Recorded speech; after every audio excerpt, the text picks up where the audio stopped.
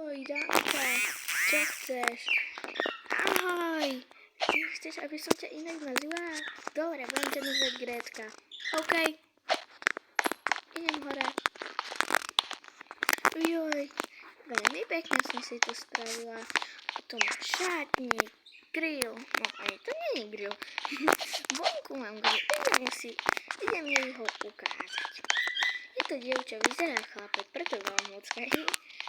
Tak, tu mám grill.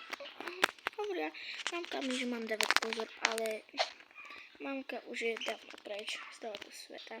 Idem si dať čo grillovať. On to pálí. O nie, on mi to asi zhorí. On začal už horieť. Ľudská pomoc, ľudská. Prosím, ľudská. Jedem od dvor. Dvere sú zamknuté asi. Ľudská, pomoz mi.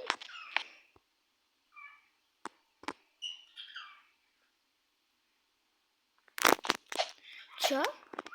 Dobre, kľudne ma môžeš volať Bianka. Mne to je úplne jedno. Kľudne môžeš tu bývať.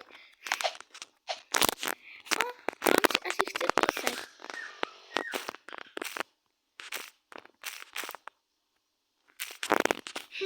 To je najlepšie. Mám novú kamarátku. Má krátke vlasy, ale mne to nevadí. Oj, už je večer, musíme ísť spať. Ujojojoj. No, rýchlo, nakúl sa do postele. No. Dobre, asi tu.